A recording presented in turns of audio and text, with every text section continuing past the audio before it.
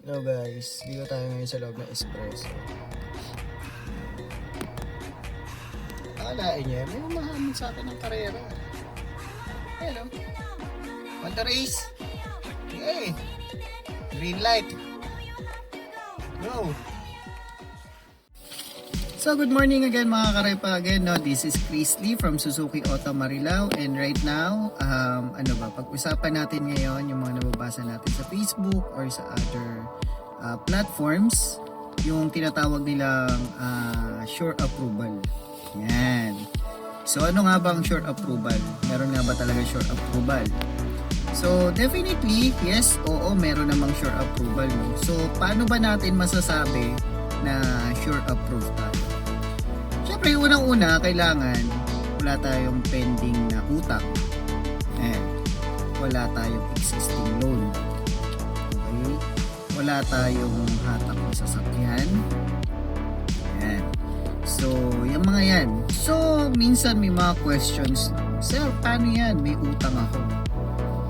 So, kung meron tayong mga unpaid or meron tayong mga iniwan dati na utang, may mga pagkakataon naman na na-approve tayo. Yes, meron yan. Actually, may mga ilang kliyente na ako napapa-approve na may mga utang din. Minsan 20% pa. So, bakit? Anong meron? Bakit na-approve? Unang-una siguro sa tagal na rin. Ayan. Pangalawa, syempre before, iba yung lifestyle ng employment before rather than ngayon. Lalo nung dumating yung pandemic. Ayan. So, minsan may mga hindi may iwasan, talagang bumagsak talaga ekonomiya natin. So, ngayon medyo nakakaahon na, no? So, yung income nila or yung sahod nila o kung ano man yung pinagkakakitaan nila, kaya nang i-compensate sa ngayon. Then yung iba pang question, sir, nahatakan ako ng sasakyan eh. O sir, nag-surrender ako ng sasakyan. Is there any possible way na ma-approve pa tayo? Yes, of course, pwede pa rin naman. Pero syempre, may mga kailangang i-consider natin dyan. So si bangko, usually nagko-consider sila dyan higher DP na. Let's say mga 30 pataas, 35% pataas, o 40% pataas. So bakit mataas? Hindi natin may iwasan kasi kay bangko na unang-una nakataka na nga siya or nag-solitary sakyan. So, syempre, nagbibigay siya ng consideration na baka this type is kaya nang i-sustain. Yun nga lang, kailangan mong maglabas talaga ng malaki. Wala tayong magagawa kasi doon. Kasi nga may record na tayo na nakatakan tayo sa sasakyan. So, ayun. Mas maganda nga yung gano'n na halimbawa nag-replibin tayo or nakatakan tayo sa sasakyan tapos tinuloy natin. Bakit? Kasi babango po ulit yung credit nyo sa system ng mga bangko. Ayan. So, isa sa magandang senyalis yan kung gano'n. Kung susustain natin, much better. So, lahat ng problema natin sa system, magiging okay na yan.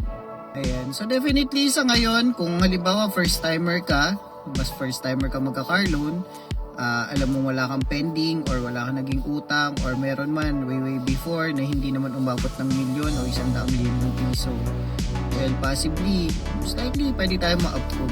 Tsaka, unang-una, mag-a-apply tayo, wala namang mawawala. Diba? Wala namang bayad ang application. So, wala namang ilalabas na pera.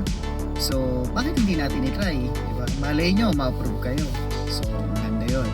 Ganda panimulaya, may magagamit ka na para sa pamilya mo, sa mga lakad mo, pagpasok mo ng trabaho, relax ka, hindi ka makikipagsiksikan sa mga pag-commute natin.